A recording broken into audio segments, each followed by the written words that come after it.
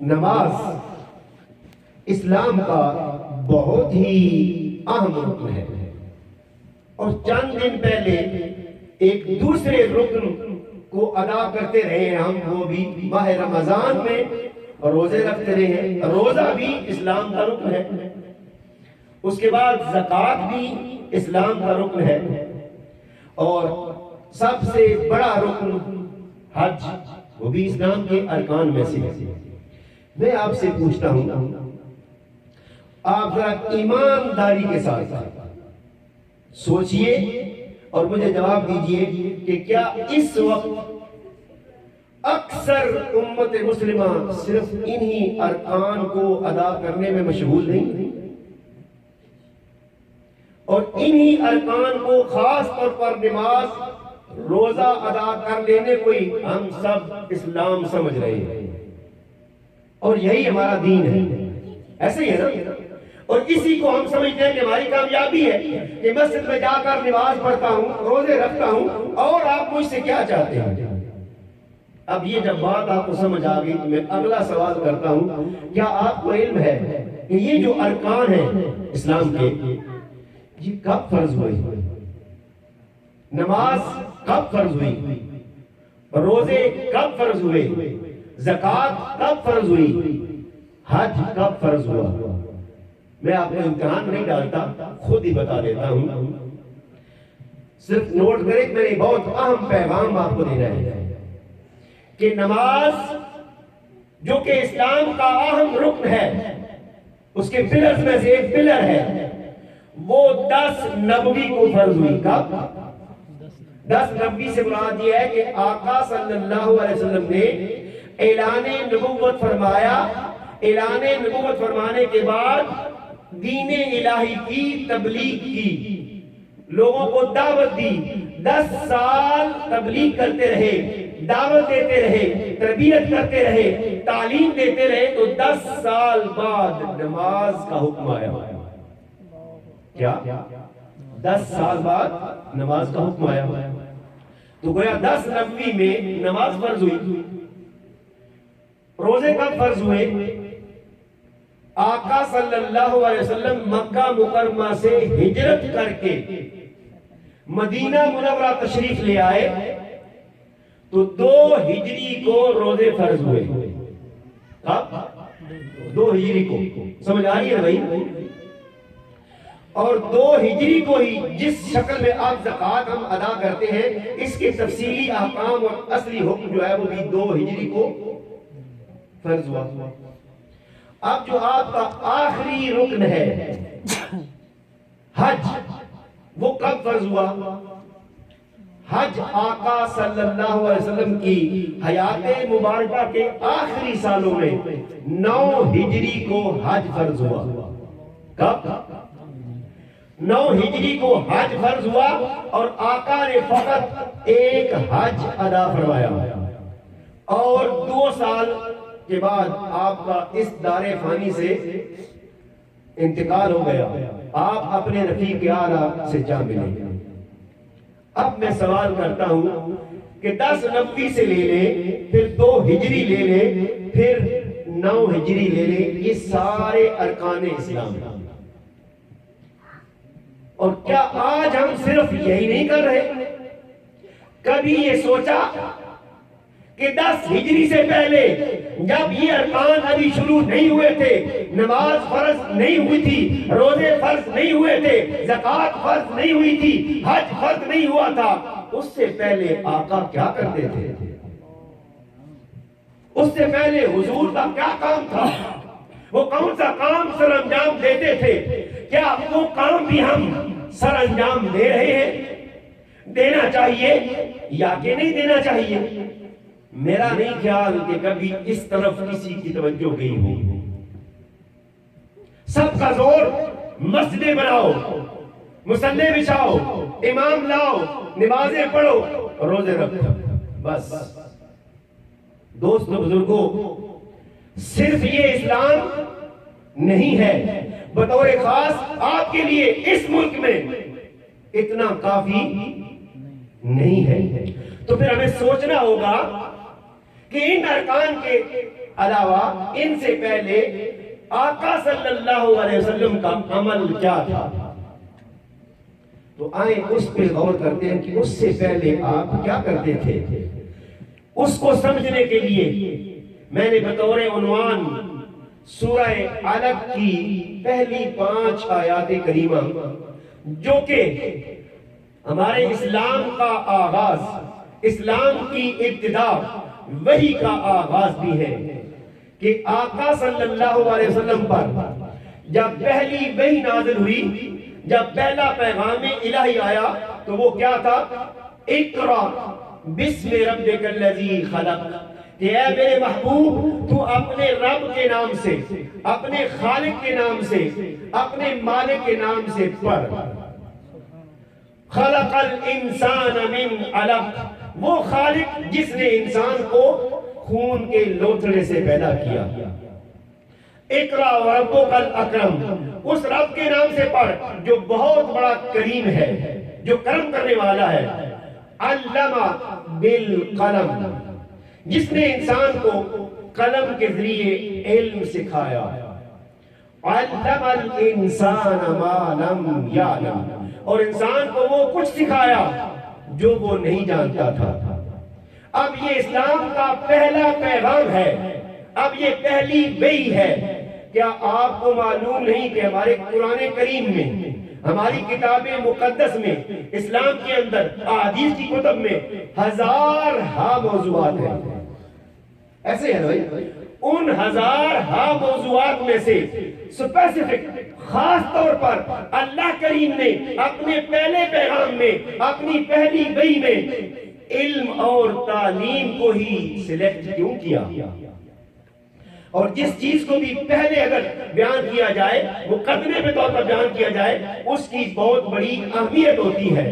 تو ہمارے لیے یہ اللہ کی طرف سے پیغام ہے کہ لوگوں، یہ دین میرا آخری دین ہے، اپنے پیغمبر پر اتارا ہے، یہ سمجھ جاؤ کہ اس دین کی اساس، اس دین کی اصل، اس دین کی بنیاد تعلیم اور علم ہے۔ اور اگر تعلیم اور علم نہ ہو، نہ آپ کو نماز پڑھنا آئے گی، نہ روزے رکھنے آئیں گے، نہ زکوٰۃ ادا کرنا آئے گی، نہ آپ حج ادا کر سکیں گے۔ یہ جن ارکان کو آپ ادا کر رہے ہیں، یہ بھی اگر تعلیم اور تربیت نہ ہو تو آپ ادا نہیں کر سکتے۔ تو گویا پہلی وحی میں پیغام الہی یہ تھا کہ یہ دین کوئی معمولی دین نہیں ہے، یہ علم کا دین ہے، تعلیم کا دین ہے۔ یہی وجہ ہے کہ جب تک ہم علم کے میدان میں امت مسلمہ کے طور پر، مسلمانوں کے طور پر ہم آسمان علم پر چمکتے رہے، ہمارا چرچا رہا، ہم غالب رہے۔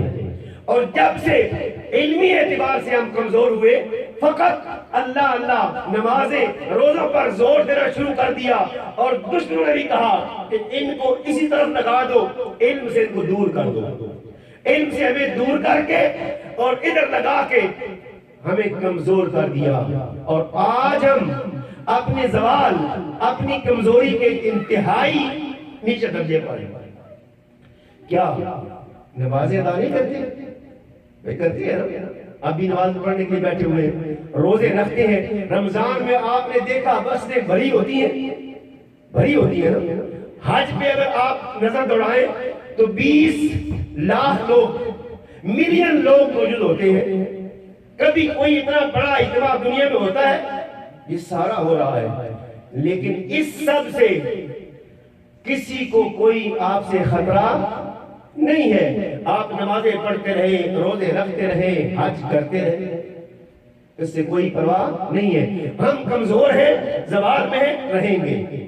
تو ہماری ترقی، ہم زوال سے چھٹکارا صرف اور صرف اس صورت میں ہے کہ ہم جو آقا نے مدینہ پاک میں آنے سے پہلے، نماز فرض ہونے سے پہلے جو فریضہ انجام دیا تھا کہ اپنے صحابہ اکرام کی تعلیم و تربیت کی تھی، کیا کیا تھا؟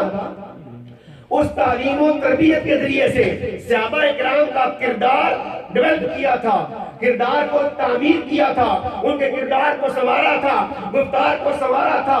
جب آقا نے صحابہ اکرام جو مسلمان ہوئے تھے ان کا کردار بنا لیا، تربیت کر لی، اس کے بعد نماز کا حکم آیا. اور آج ہم نے وہ منہج، وہ طریقہ چھوڑ کر تربیت کے علاوہ، تعلیم کے علاوہ آغاز ہی نماز سے کرتے ہیں. بس جی ہمارے بچے کو نماز پڑھنی آ گئی، مسجد جانا آ گیا، بس دین پورا ہو گیا. یہ سوچ اچھی سوچ نہیں، یہ ضروری ہے، یہ ارکان پر عمل بہت ضروری ہے، لیکن اس سے پہلے کرنے کے کچھ کام اور بھی ہیں جو ہم آج چھوڑ چکے ہیں. اب جب تک تربیت نہیں ہوگی، تعلیم نہیں ہوگی، تو آپ کی یہ نمازیں ادا کرنے کا کوئی فائدہ نہیں ہے. اب میں آپ سے سوال کرتا ہوں کہ مدینہ پاک میں آنے سے پہلے، نماز فرض ہونے کے بعد، روزے فرض ہونے کے بعد، کیا آقا نے وہ جو پہلا کام تھا ارکان کے فرض ہونے سے پہلے چھوڑ دیا تھا؟ یعنی بیسٹ کے اعلان سے لے کر 10/90 کو نماز فرض ہوئی، کیا نماز فرض ہونے کے بعد آپ نے صحابہ اکرام کی تعلیم و تربیت کا کام چھوڑ دیا تھا؟ نہیں. جو پہلا کام اہم تھا وہ جاری رہا، اور آقا کے وصال تک آپ تعلیم و تربیت کرتے رہے. اب ایک اور سوال، یہ جو ارکان ہم ادا کرتے ہیں، خواہ نماز ہو، خواہ روزہ ہو، خواہ حج ہو، کیا اس میں ہم اگر چاہیں تو اپنے مصلی پر کسی کافر کو کھڑا کر سکتے ہیں؟ کیا ممکن ہے کہ ہم کسی کافر کو، مشرک کو لے آئیں، بھائی ہمارا امام آج نہیں ہے؟ کیونکہ پاکستان میں تو اللہ تعالیٰ معاف فرمائے نا کہ امام صاحب اگر غائب ہو تو لگتا یوں ہے مسجد میں تو نماز پڑھانے والے کوئی نہیں. اور اگر کوئی مستشرک جو مومن نہ ہو، اس نے عربی پڑھی ہو، قرآن پاک پڑھا ہو، حافظ قرآن بھی ہے کفار میں سے، عیسائیوں میں مصر کا جو صحیح قسیس تھا یا بھی بہت ہوا ہے، وہ حافظ قرآن تھا لیکن مسلمان نہیں تھا. چلے جی ہمارے امام صاحب نہیں ہے، عیسائیوں کا ایک حافظ قرآن ہماری کتاب حفظ کی ہوئی ہے، کیا اس کو لے آئیں تو اس کی نماز پڑھنا جائز ہے؟ ہماری شریعت اجازت دیتی ہے؟ ہمارے دین نے یہ کہا ہے؟ نہیں. سب ان ارکان کو ادا کرنے کے لیے سب سے پہلی شرط یہ ہے کہ آپ میں سے وہ شخص یا پڑھنے والے سارے کے سارے کیا ہو؟ مسلمان ہو. لہذا نماز ادا کرنی ہو، روزہ رکھنا ہو، زکوٰۃ دینی ہو، حج کرنا ہو، اس کے لیے مسلمان ہونا شرط ہے. لیکن جو کام تعلیم اور تربیت آقا نے صحابہ اکرام کی تھی، تعلیم کے لیے اتنی اہمیت تھی، اس قدر اہم تھی کہ آقا صلی اللہ علیہ وسلم نے، آپ کی سیرت سے، آپ کے عمل سے یہ ثابت ہے، آپ نے اپنے صحابہ اکرام کو پڑھنا لکھنا کفار سے بھی سکھایا ہے. وہ کیسے؟ یقیناً کچھ واقعات آپ سنتے رہتے ہیں، مقصود واقعات نہیں ہے، مقصود اس کا ہدف ہے، اس میں سے استنباط ہے، سمجھنا ہے کہ آج اس دور کے تقاضے کیا ہیں، ہمیں کرنا کیا ہے اور کرنا کیا چاہیے. جنگ بدر ہوئی، آپ سب کو معلوم ہے، اس میں اللہ کریم نے مسلمانوں کو فتح عطا فرمائی. اس فتح میں 70 کے قریب کافر گرفتار ہوئے، وہ قیدی بن کے آ گیا. اور ہر دور میں قیدیوں کی آزادی کے کچھ قوانین رہے ہیں. اس دور میں یہ قانون تھا کہ جو فدیہ دے لے وہ آزاد ہے. تو ان کفار میں سے کچھ نے فدیہ دیا، اپنے آپ کو آزاد کروا لیا، اور کچھ ایسے تھے جو فدیہ ادا نہ کر سکے اور نہ کر سکتے تھے. قربان جاؤں آقا آپ کی عظمت پر، آپ کی بصیرت پر، آپ کی دور اندیشی پر، آپ کی فکر پر. آپ نے فرمایا، چونکہ مکہ کے لوگ پڑھے لکھے تھے، مدینہ میں جہالت تھی، مسلمان ہو رہے ہیں، آقا تعلیم دے رہے ہیں، تو آقا نے فرمایا کہ تم سارے پڑھنا لکھنا جانتے ہو، اور تم میں سے ایک شخص میرے صحابہ اکرام میں سے، میرے ساتھیوں میں سے، مسلمانوں میں سے 10 کو لکھنا پڑھنا سکھا دے. جب وہ 10 کو لکھنا پڑھنا سکھا دے گا تو اس کو آزاد کر دوں گا. اس کو آزاد کر دوں گا۔ اب یہاں ممکن ہے میرے جانے کے بعد آپ کے ذہن میں کچھ سوال آ جائے کہ تعلیم و تربیت تو آقا خود کرتے تھے، کفار سے کیوں؟ ہاں، اصل میں ہر چیز کا کوئی نہ کوئی آلہ ہوتا ہے۔ کوئی کام کرنا ہو تو اس کے لیے کیا ہوتا ہے؟ آلہ ہوتا ہے۔ آلے کے ساتھ جو کام کرتے ہیں اس کی اہمیت ہوتی ہے، آلے کی اہمیت ایک فقط ذریعہ ہوتی ہے۔ تو لکھنا اور پڑھنا یہ تعلیم کا آلہ ہے۔ کیا ہے؟ یہ تعلیم نہیں ہے کہ کیسے آپ نے تعلیم حاصل کرنی ہے، کیسے تربیت حاصل کرنی ہے، کیسے سیکھنا ہے۔ آپ کو لکھنا پڑھنا آئے گا تو اگلا کام ہوگا۔ تو آقا صلی اللہ علیہ وسلم نے تعلیم و تربیت کی اس قدر اہمیت تھی، اس قدر اہم سمجھی کہ انہوں نے فرمایا کہ میرے صحابہ میں سے 10 کو لکھنا پڑھنا سکھا دو تو میں آزاد کر دوں گا۔ الغرض حضور صلی اللہ علیہ وسلم نے یہ بھی نہیں سوچا کہ یہ کفار ہے، یہ مشرک ہے اور ان کے ذریعے سے میں اپنے صحابہ کو لکھنا پڑھنا سکھا رہا ہوں۔ یہ اس بات کی غمازی کرتا ہے، یہ اس بات کی دلیل ہے کہ تعلیم کی کتنی اہمیت ہے۔ اور یہ سلسلہ وہ قوم جس نے آقا سے تربیت حاصل کی تھی، تعلیم حاصل کی تھی، اور جنہوں آقا نے یہ کفار سے اس قوم کو پڑھایا تھا، وقت کے ساتھ ساتھ وہ پھر آگے مزید وہ چراغ بنتے گئے، آگے تعلیم دیتے گئے۔ مگر افسوس کہ ہم نے یہ سارا کا سارا منہج، یہ سارا کا سارا طریقہ چھوڑ دیا ہوا ہے اور فقط عبادات پر زور دے رکھا ہے اور اسی کو دین سمجھ لیا ہے۔ میں آخر میں جاؤں گا، اب یہ بتاؤں گا کہ تعلیم و تربیت جن کی آقا نے تعلیم و تربیت کی تھی، آپ کی تربیت یافتہ نے کیا کیا کارنامے انجام دیے۔ یہ جو اسلام ہے، آپ سب کو معلوم ہے کہ بے شک جنگیں ہوئی ہیں، ایسا ہے نا، جنگیں ہوئی ہیں، لیکن اسلام جنگوں سے نہیں پھیلا، اسلام تلوار سے نہیں پھیلا۔ اسلام نے تلوار دفاع کے لیے اٹھائی ہے، حملے کے لیے نہیں، لوگوں کو مسلمان کرنے کے لیے نہیں اٹھائی، بلکہ اسلام اگر پھیلا ہے تو وہ کردار سے پھیلا ہے۔ کس سے پھیلا ہے؟ کردار سے پھیلا ہے۔ اور کردار اگر ڈیولپ ہوتا ہے، کردار اگر بنتا ہے تو وہ تربیت سے بنتا ہے، تعلیم سے بنتا ہے، محنت سے بنتا ہے۔ اگر تعلیم و تربیت نہ ہو تو کردار نہیں بن سکتا۔ اب چونکہ بے شمار ایسی مثالیں ہیں، میں اگر پیش کروں تو ختم نہیں ہوگی۔ صرف ایک مثال دوں گا کہ آقا صلی اللہ علیہ وسلم کے تربیت یافتہ، تعلیم یافتہ جو صحابہ اکرام تھے، پھر ان کے آگے شاگرد تھے، ان کے کردار کی تعمیر کس طرح کی تھی اور کردار سے اسلام کیسے پھیلا۔ حضرت عمر فاروق رضی اللہ تعالی عنہ کے زمانے میں چونکہ اسلام کا یہ نقطہ نظر تھا، یہ تعلیم تھی، امر الہی تھا کہ جس کو بھی آپ نے اسلام کے لیے دعوت دینی ہے اس پر جبر نہیں ہے، لا اکراہ فی الدین، دین میں کسی قسم کا کوئی جبر نہیں ہے۔ لہذا مسلمان جس طرف بھی رخ کرتے، جا کر پہلے دعوت دیتے کہ بھائی آپ لوگ اسلام قبول کر لو۔ اس کی مثال یہ ہے کہ آقا صلی اللہ علیہ وسلم نے 9 ہجری میں بہت سارے ملوک کو خط لکھے تھے، اس خط میں آپ نے ان کو دعوت دی تھی اسلام قبول کرنے کی۔ تو جنہوں نے قبول نہیں کی، انکار کر دیا، توہین کی، تو ان کے خلاف پھر جنگ شروع کی۔ تو جس علاقے میں بھی جاتے تھے اس علاقے کے لوگوں کو ہمارے جو سپہ سالار تھے وہ دعوت دیتے کہ آپ اسلام قبول کر لیں۔ اگر اسلام کو قبول کر لیتے تو پھر ان کی تعلیم و تربیت کا سلسلہ شروع کر دیتے۔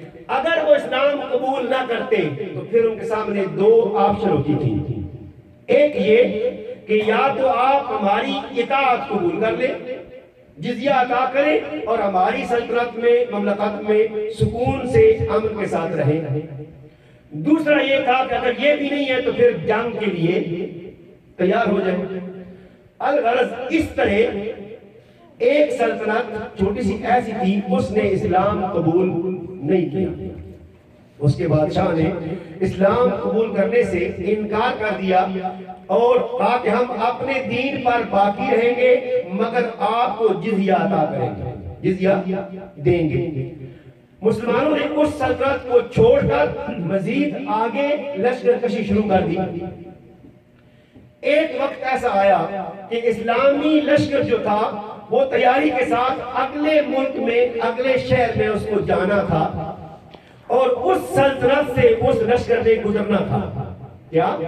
لشکر اسلام نے اس عیسائی سلطنت سے گزرنا تھا اور گزر کر آگے جا کر اس نے حملہ کرنا تھا۔ چنانچہ وہ اسلامی لشکر جب روانہ ہوا تو سپہ سالار نے اپنے قاصد کو، اپنے سفیر کو، اپنے نمائندے کو بھیجا کہ جاؤ آگے جا کر جائزہ لو کہ جہاں جہاں سے اسلامی لشکر نے گزرنا ہے وہاں کیا حالات ہیں۔ یہ جنگی طریقہ ہے، یہ جنگی حکمت عملی ہے۔ چنانچہ آپ کا نمائندہ آگے گیا، آگے جا کر واپس آ کر اس نے اطلاع کی کہ سارے حالات، سارا راستہ صاف ہے مگر لشکر اسلام کے خلاف ایک سازش ہوئی ہے۔ سپہ سالار نے پوچھا وہ سازش کیا ہے؟ اس نے کہا یہ سازش یہ ہے کہ وہ جو راستے میں عیسائی سلطنت ہے جس نے ہماری اطاعت قبول کر لی ہے، اطاعت قبول کیا، اسلام قبول نہیں کیا، اس کے اندر اسلام کے خلاف نفرت ہے لیکن خوف سے وہ دبا ہوا ہے۔ سازش اس نے یہ کی ہے کہ اپنی سلطنت کی، اپنے شہر کی، اپنے علاقے کی جو خوبصورت لڑکیاں ہیں ان سب کو اس نے اپنے پاس شہر میں بلا لیا ہے اور بلا کر پلاننگ یہ کی ہے کہ ان کو جہاں سے اسلامی لشکر سے گزرنا ہے، جس راستے سے اسلامی فوج نے گزرنا ہے اس پر چھتوں پر ان کو بٹھا دے تاکہ جو اسلامی فوج کے مجاہدین ہیں، جو سپاہی ہیں، جو مسلمان نوجوان ہیں، جب وہ ان لڑکیوں کی طرف دیکھیں گے تو خود بخود فتنے کا شکار ہوں گے۔ جب وہ فتنے کا شکار ہوں گے تو ہمیں موقع مل جائے گا، ہم ان کو شکار کر لیں گے۔ الغرض جب اس نے یہ اطلاع دی، اب اگر ہم آج کے دور میں ہوتے تو ممکن ہے کہ سپہ سالار کھڑا ہو کر اپنے لشکر کو اخلاق کی تعلیم دیتا، کردار کی نصیحت کرتا، آیات قرآنیہ سناتا، حدیث پاک پڑھتا، لیکن اس نسل کی، اس جیل کی، ان لوگوں کی تربیت آقا صلی اللہ علیہ وسلم نے کر دی تھی، کردار بنا دیا تھا، گفتار سنوار دی تھی۔ سپہ سالار نے خاموشی اختیار کی اور لشکر کو حکم دیا کہ آپ پیش قدمی کرو۔ لشکر نے پیش قدمی کی۔ اس شہر میں داخل ہونے سے پہلے سپہ سالار نے 1 منٹ کے لیے اس لشکر کو روکا، روک کر کہا کہ ٹھہر جاؤ۔ اب وہاں روکنے کے بعد سپہ سالار نے کوئی نئی طرح خطاب نہیں کیا بلکہ کھڑے ہو کر کہا اعوذ باللہ من الشیطان الرجیم، بسم اللہ الرحمن الرحیم، قل للمؤمنین یغضوا من ابصارہم، صدق اللہ العظیم۔ اب اس سپہ سالار نے یہ آیت کریمہ پڑھی جس کا ترجمہ یہ تھا کہ اے میرے حبیب مومنوں سے کہہ دو کہ وہ اپنی نگاہیں نیچی رکھیں، اپنی نگاہیں جھکا لیں۔ اس کے علاوہ اس نے اور کوئی بات نہیں کی۔ یہ آیت کریمہ سنانے کے بعد لشکر کو کہا کہ شروع ہو جاؤ، نکل جاؤ، چل پڑو۔ قربان جاؤں ان کے کردار پر کہ جن کی تربیت آقا نے کی تھی، قربان جاؤں ان کی عظمت پر جن کو تعلیم آقا نے دی تھی۔ وہ عیسائی ریاست کا بادشاہ سازش کر رہا تھا، اس نے سازش کی کہ میں ان کو شکار کر لوں گا، لیکن سپہ سالار کی یہ آیت کریمہ پڑھنے کے بعد دوستو بزرگوں، وہ پوری اسلامی فوج، وہ پورا لشکر وہاں سے گزر گیا۔ کسی ایک سپاہی نے بھی، کسی ایک مجاہد نے بھی، کسی ایک نوجوان نے بھی نگاہ اٹھا کر اوپر نہیں دیکھا بلکہ پورا لشکر گزر گیا۔ اب آپ کو یہ بتاؤں کہ وہی عیسائی سلطنت جس کو ہمارے دائی جا کر دعوت دینے گئے تھے، اسلام پیش کیا تھا، اسلام کے دلائل دیے تھے، اس نے ریجیکٹ کر دیا تھا، اس نے اسلام قبول نہیں کیا تھا۔ وہی اسلامی ریاست جس نے دعوت نہیں قبول کی تھی، جب یہ مسلمانوں کا کردار دیکھا وہ سارے کے سارے مسلمان ہو گئے۔ نعرہ تکبیر، نعرہ تکبیر، نعرہ رسالت، نعرہ رسالت۔ تو یہ کردار مسلمانوں کا جب دیکھا تو وہی بات کہ اسلام کردار سے پھیلا ہے، اسلام کردار سے پھیلا ہے، تلوار سے نہیں پھیلا۔ تو یہ جو سارے ان کا کردار ڈیولپ ہوا تھا، ان کا یہ کردار بنا تھا، ان کا یہ اخلاق بنا تھا، کیسے بنا تھا؟ یہ وہی جو بعثت نبوی سے لے کر پھر 10 نبوی تک، پھر ہجرت کے بعد 23 سال حضور نبی کریم صلی اللہ علیہ وسلم تمام ارکان کے ساتھ، عبادات کے ساتھ تعلیم و تربیت کرتے رہے۔ صفا اکیڈمی جو قائم کی گئی تھی، جو اسلام کی سب سے پہلی یونیورسٹی ہے، جو سب سے پہلا انسٹیٹیوٹ ہے، اس پر جن کو تربیت دی تھی، جن کو پڑھایا تھا، جن کو تعلیم دی تھی، ان کا یہ کردار تھا۔ جو شخص ان کے کردار کو دیکھتا وہ اسلام قبول کر لیتا۔ اب میں آپ سے پوچھتا ہوں کہ آج یہاں پر اس ملک میں اس کردار کو ڈیولپ کرنے کی، اس کردار کو تعمیر کرنے کی، اس کردار کو پیدا کرنے کی ضرورت ہے۔ نمازیں پڑھ رہے ہیں تو اپنی ذات کو سنوار رہے ہیں۔ کیا کر رہے ہیں؟ اپنی ذات کو سنوار رہے ہیں۔ لیکن میں آپ سے سوال کرتا ہوں، آپ کی ذات کو کچھ نہ کچھ اخلاق، تعلیم پاکستان سے، انڈیا سے، بنگلہ دیش سے آپ لے کے آئے ہیں۔ اب سوال یہ ہے کہ جو آپ کی آنے والی نسل ہے، جو آپ کی اولاد ہے، خواہ وہ بیٹے ہیں، خواہ وہ بیٹیاں ہیں، ان کے بارے میں آپ خود تصور کریں کہ اس ماحول میں فقط نمازیں پڑھنے سے ان کا کردار ڈیولپ ہوگا؟ روزے رکھنے سے ان کا اخلاق تعمیر ہوگا؟ نہیں ہو سکتا ہے کہ وہ باغی ہو جائے، ممکن ہے امام سے نفرت ہو، نمازوں سے پتہ نہ ہو، وہ کہیں ہم نہیں جاتے۔ لہٰذا اپنی نسلوں کو بچانے کے لیے، اپنی بچوں کا کردار تعمیر کرنے کے لیے، اخلاق کو سنوارنے کے لیے، اپنی بیٹیوں کی عزتوں کو محفوظ رکھنے کے لیے ضروری ہے کہ اس ملک کے مسلمان جو ہیں وہ ایسے ادارے قائم کریں، ایسے تعلیمی ادارے بنائیں جس میں بچوں کی تربیت شروع سے لے کر آخر تک ہو، جس میں ان کو تعلیم کے ساتھ ساتھ کردار کی تعلیم کی جائے، گفتار کی تعلیم کی جائے، ان کا اخلاق سنوارا جائے۔ جب اخلاق سنور جائے گا، کردار سنور جائے گا، تو پھر بیرونی حملے نہیں ہوں گے۔ اسی کی ٹائم چکے بہت ہو گیا، ایک مثال اور اس کے بعد آخری پیغام دوں گا کہ یہ کردار ڈیولپ ہو تو اس کے نتائج کیا ہوتے ہیں۔ انہی جنگوں میں مختصراً، انہی جنگوں میں کبھی مسلمان گرفتار کر لیتے تھے، کبھی مسلمان گرفتار ہوتے تھے۔ ایک جنگ میں چند مسلمان گرفتار ہو گئے، اس عیسائی بادشاہ نے گرفتار مسلمانوں کو قتل کرنا شروع کر دیا۔ ان کو دعوت دیتا، یا اسلام چھوڑ دو، عیسائی بن جاؤ، تمہاری جان معافی ہے، اگر اسلام پر قائم رہتے ہو تو تمہارا ہم قتل کر دیں گے، تمہاری گردن اڑا دیں گے۔ اس میں 2 بھائی قیدی بن کے آ گئے، نوجوان تھے، ابھی کسی کی ایک کی عمر 16 سال، ایک کی 17 سال، اس کے لگ بھگ۔ جب وہ آئے تو اس بادشاہ نے ان نوجوانوں کو دیکھا کہ یہ نوخیز ہے، انہوں نے زندگی کا کیا دیکھا ہے، دنیا کا کیا دیکھا ہے، ایسے مارے جائیں گے۔ ان کو بھی کہا کہ آپ اسلام چھوڑ دو، کیا کرو، اسلام چھوڑ دو، تمہیں سب کچھ ملے گا۔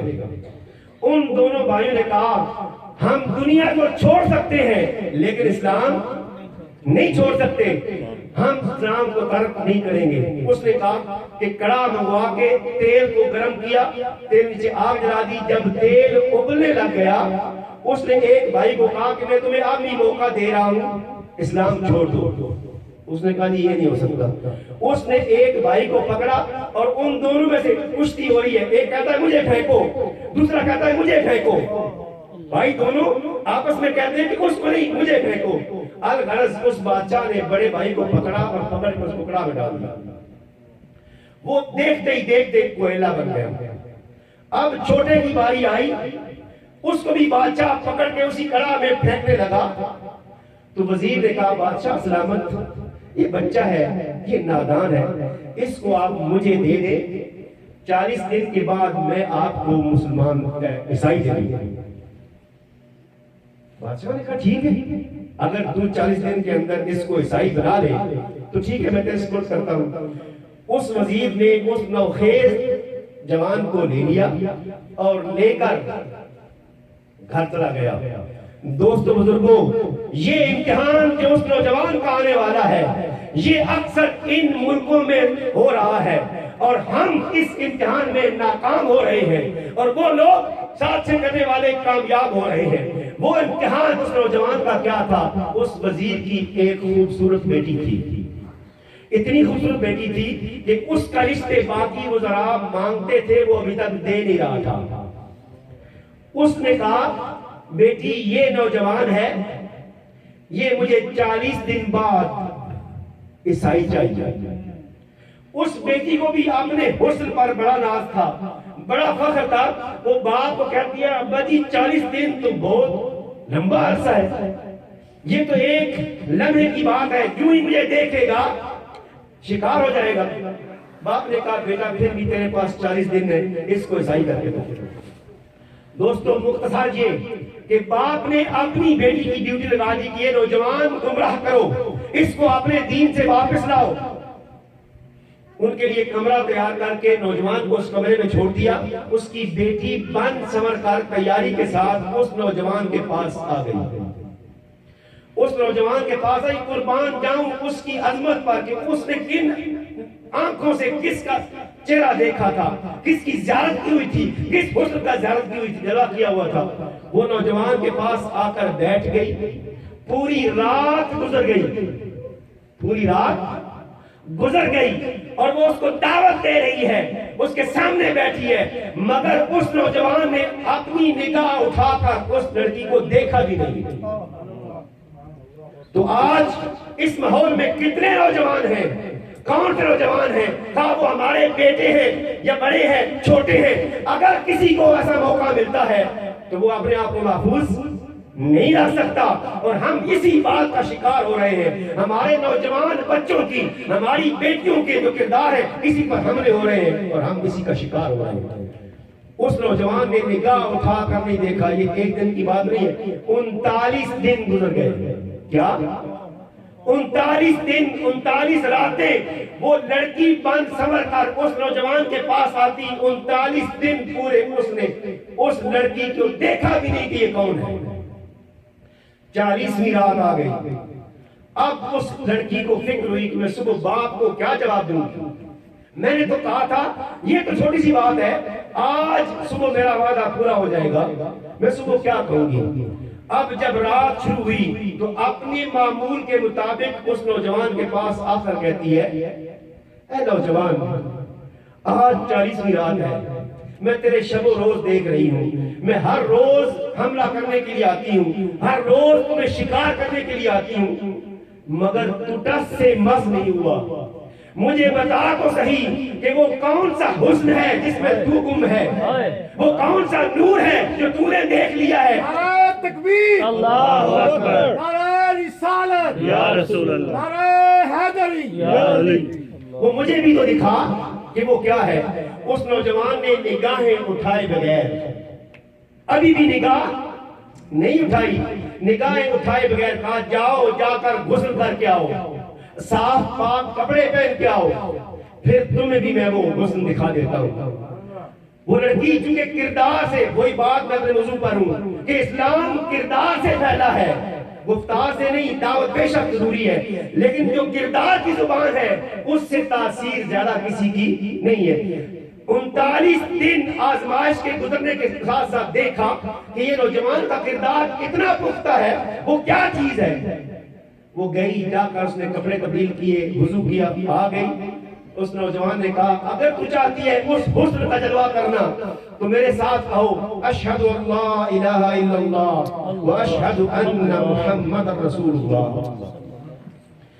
اب اس نوجوان نے اس کو کوئی توحید نہیں پڑھائی، کوئی پیغام نہیں دیا، بلکہ اپنے گرفتار کردار دکھا کر جب اس کو کہا کلمہ پڑھو، اس لڑکی نے بھی تردد نہیں کیا، فوراً کلمہ پڑھا اور مسلمان ہو گئے۔ مسلمان جب ہو گئی، اب اس کے اندر روشنی تو یقیناً آ گئی۔ اب وہ باپ کے پاس گئی، چونکہ باپ کو جواب دینا تھا. باپ کو جا کر کہتی ہے ابا جی میں کامیاب ہو گئی. وہ کامیاب ہوئی تھی بھائی اس کی نظر میں. ابا جی میں کامیاب ہو گئی. اس نے کہا بیٹا ہاں جی مبارک ہو, کیا کرنا ہے؟ اس نے کہا ابا جی مجھے 2 گھوڑے چاہیے, مجھے 2 گھوڑے چاہیے. بیٹا وہ کیا کرنے ہیں؟ ہم نے سیر کر لی ہے. بادشاہ نے کہا جاؤ استبل میں جو اچھے گھوڑے ہیں وہ لے لو. وہ گئی استبل سے 2 گھوڑے لیے, اس نوجوان کو ساتھ سوار کر کے ایک پر خود سوار ہو گئی, ایک نوجوان کو سوار کیا اور وہاں سے چل پڑے, تاکہ میرے باپ کو صبح جب خبر ہوگی تو کہیں یہ نہ ہو کہ اس نوجوان کے ساتھ میرا بھی ساتھ کام کر دے. وہ راتوں رات چل پڑے, چلتے گئے, لیکن نوجوان کے چہرے پر اطمینان تھا, سکون تھا, خوف نہیں تھا. لیکن لڑکی بار بار پیچھے دیکھتی کہ کہیں میرے باپ کی فوج نہ آ جائے. اور نوجوان پوچھتا ہے تجھے کیا بات ہے؟ اس نے کہا میں ڈرتی ہوں کہیں میرے باپ کی فوج نہ آ جائے. اس نے کہا ڈرنے کی ضرورت نہیں ہے, جس نے پہلے بچا لیا وہ بعد میں بچا لے گا. الغرض وہ چلتے رہے, سورج طلوع ہو گیا, دھوپ نکل آئی. اچانک دیکھا کہ پیچھے سے گرد اڑتی آ رہی ہے. اب لڑکی کو شک ہو گیا کہ میرے باپ کو پتا چل گیا ہے. اس نے لشکر بھیج دیا اور ڈرنے لگ گئی. وہ گرد جوں جوں قریب ہوتی گئی, لڑکی کی پریشانی بڑھتی گئی.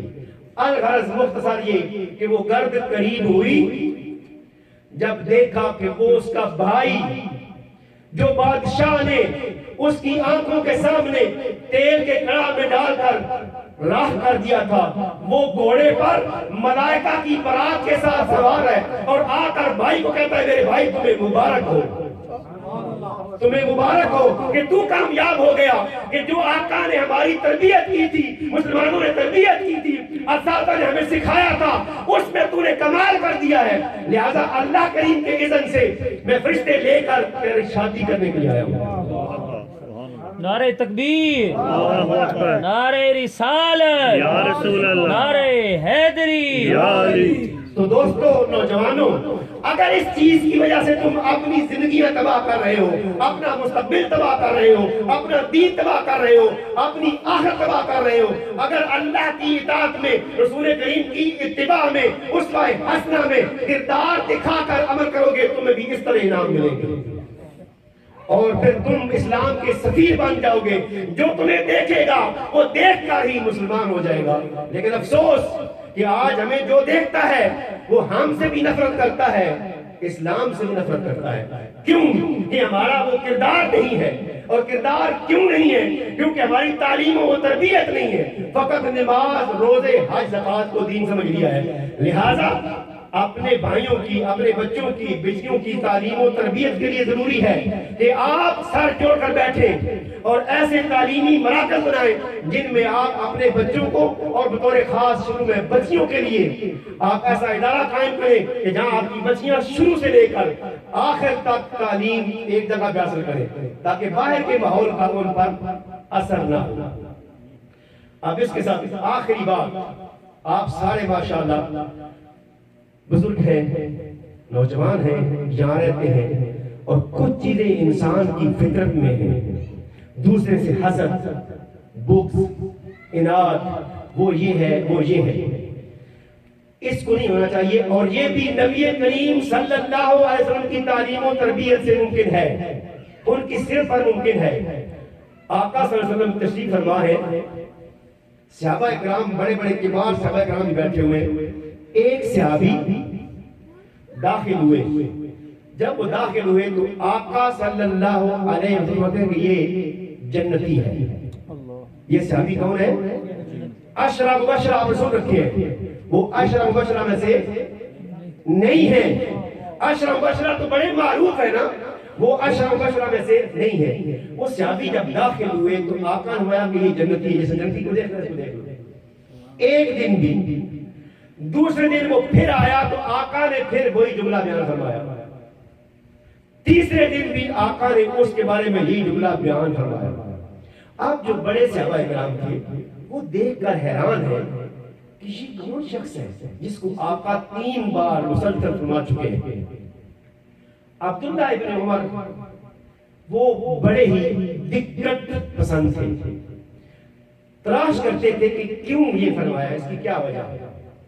آپ نے سوچا میں دیکھوں تو صحیح، تلاش تو کروں کہ اس کو بشارت آقا نے کیوں دی ہے، اس کے پاس کون سا عمل ہے، یہ کون سا عمل ہم سے اضافی کرتا ہے کہ اس کو آقا بشارت دے رہے ہیں۔ چنانچہ اس نے ان کا عمل دیکھنے کے لیے ضروری ہے کہ مسجد میں تو نماز پڑھتے تھے، وہ دیکھ لیا گھر میں کیا کرتے ہیں جس کی وجہ سے اتنی قدر ہوئی۔ عربوں کا اس وقت بھی رواج تھا، آج بھی ہے، کہ وہ 3 دن تک مہمان رکھتے ہیں۔ کیا 3 دن تک مہمان رکھتے ہیں، تو تیسرے دن پوچھتے ہیں بھائی تم کیوں آئے؟ 3 دن خدمت کرنے کے بعد پھر پوچھتے ہیں بھائی تم کیوں آئے؟ عبداللہ ابن عمر رضی اللہ تعالیٰ مہمان بن کے اس کے گھر چلے گئے، اس صحابی کے گھر چلے گئے۔ جب صحابی کے گھر گئے، وہاں جا کر اس نے بڑا ویلکم کیا، جگہ دی، بٹھایا سونے کے لیے، چونکہ عشاء خود بھی پڑھ کے آئے مسجد میں جا کر، آقا کے پیچھے نماز عشاء پڑھ کے گھر آئے، آ کر چارپائی بچھائی اور سو گئے۔ سیدنا عبداللہ ابن عمر اب اس انتظار میں ہیں کہ یہ ابھی اٹھ کے کوئی عمل کرے گا، تہجد پڑھے گا، پتہ نہیں کتنی رکعتیں پڑھے گا۔ قربان جاؤں، فجر کی آذان جب بلال رضی اللہ تعالیٰ کی آئی، وہ صحابی اٹھے، اٹھ کر وضو کیا، مسجد میں جا کر نماز ادا کی۔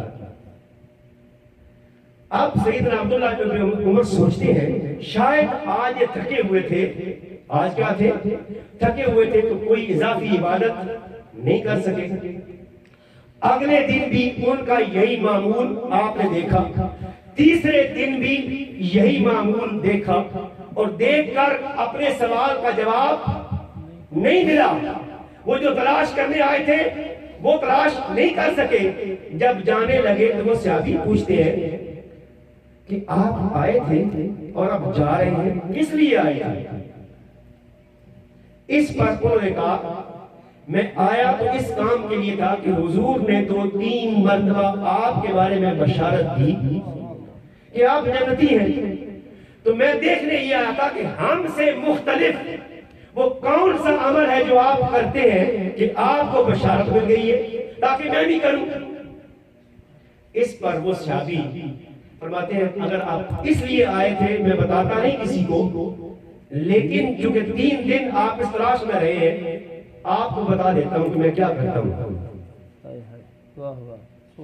اب ہم سمجھتے ہیں کہ اب ابھی پڑھ لیں، چاشت پڑھ لیں، تہجد پڑھ لیں، نمازیں پڑھ لیں، روزے رکھ لیں، خیرات کر دیں، یہ سب اپنی جگہ اپنی اپنی ان کی اہمیت ہے، لیکن اس صحابی کا کیا عمل تھا اس کی آج ضرورت ہے۔ آپ کے دور میں، آپ کے حالات میں، آپ کے پاس آپس میں اس کردار کو پیدا کرنے کی ضرورت ہے۔ وہ صحابی فرماتے ہیں سیدنا عبداللہ کو، بیٹے بات جی ہے، میں جب رات کو چارپائی پہ لیٹتا ہوں، بستر پر سوتا ہوں، لیٹتے وقت میں اپنے ذہن میں سوچتا ہوں کہ آج میرے ساتھ اگر کسی نے زیادتی کی ہے، مجھے کسی نے گالی دی ہے، مجھے کسی نے ڈانٹا ہے، یا میرے ساتھ لڑائی ہوئی ہے، میں اپنے ساتھ زیادتی کرنے والے ہر شخص کو معاف کر کے سوتا ہوں، اپنے دل میں کسی کے بارے میں کوئی حسد نہیں رکھتا، اپنے دل میں کسی کے بارے میں کوئی بغض نہیں رکھتا، اپنے دل میں کسی کے بارے میں کوئی کینہ نہیں رکھتا، میں اپنے دل کو کینہ، بغض، حسد، اناد سے پاک کر کے سوتا ہوں، میں کسی سے ناراض ہو کر نہیں سوتا ہوں، سب کو معاف کر کے سوتا ہوں، اور یہ میرا عمل ہے۔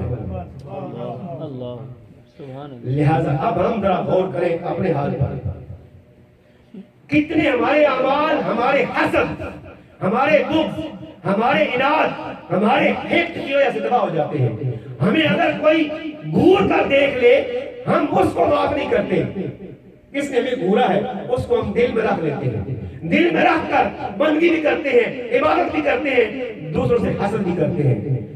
ایک تکبر کا، حسد کا ایک ذرہ سارے اعمال کو تباہ کر دیتا ہے، سارے اعمال کو تباہ کر دیتا ہے۔ تو دوستو بزرگوں، اس صحابی کے تمام نمازوں کے ساتھ جو یہ عمل تھا، اس عمل کی وجہ سے آقا نے اس کو جنت کی بشارت دی تھی، آپ جنت کے متلاشی ہیں، نماز کیوں پڑھتے ہیں؟ تاکہ جنت جائیں۔ روزے کیوں رکھتے ہیں؟ تاکہ ہمیں جنت ملے۔ حج کیوں کرتے ہیں؟ کہ قبول ہوگا تو اس کا اجر جنت ہے۔ تو جنتیں تم عبادات میں تلاش کرتے ہو، یہ ایک چھوٹا سا عمل ہے، اس کے ذریعے سے تم بھی جنت میں جا سکتے ہو، اور اپنے بھائیوں کے درمیان جو بغض ہے، جو حسد ہے، اس کو ختم کر کے اسلام کے لیے نیا راستہ بنا سکتے ہو۔ تو آپ سے گزارش کروں گا، جس طرح نوجوانوں کے کردار اور تعلیم کے لیے ضروری ہے کہ آپ اسلامی ادارے بنائیں، اسی طرح آپس میں حسد سے، بغض سے، کینہ سے پاک ہو کر اس دیارے گیار میں اتحاد کے ساتھ ایک ہو کر کافروں کے سامنے نمونہ پیش کریں کہ ہم مسلمان وہ بھائی ہیں جو کہ مدینہ منورہ میں آقا نے بنائے تھے، کہ ان کے درمیان کوئی ایسی چیز نہیں تھی، وہ اپنے آپ کو ایک دوسرے قربان کرتے تھے، اپنا آدھا مال دے دیا، اخوت کا یہ عمل پیش کیا کہ اگر کسی کی 2 بیویاں تھیں تو وہ کہا میری 1 بیوی تم لے لو۔ یہ اخوت اگر آپ یہاں پیش کریں گے، لوگوں کو دکھائیں گے، کفار کو دکھائیں گے، تو پھر وہ کہیں گے ہاں یہ اسلام ہے۔ پھر آپ کی اولاد یہ کردار دیکھے گی تو ان میں تعمیر ہوگا، ان پر اثر ہوگا۔ اگر آپ اپنے کردار سے اپنی اولاد کے سامنے کمزور ہیں تو امام صاحب بے شک زور لگاتے رہے، بے شک تعلیم دیتے رہے، اس کی وہ تاثیر نہیں ہوگی۔ لہذا مسجد کے ساتھ ساتھ، تعلیمی ادارے کے ساتھ ساتھ آپ کے اپنے گھر کا ماحول، آپ کا اپنا کردار بھی اولاد کے لیے بہت اہم ہے۔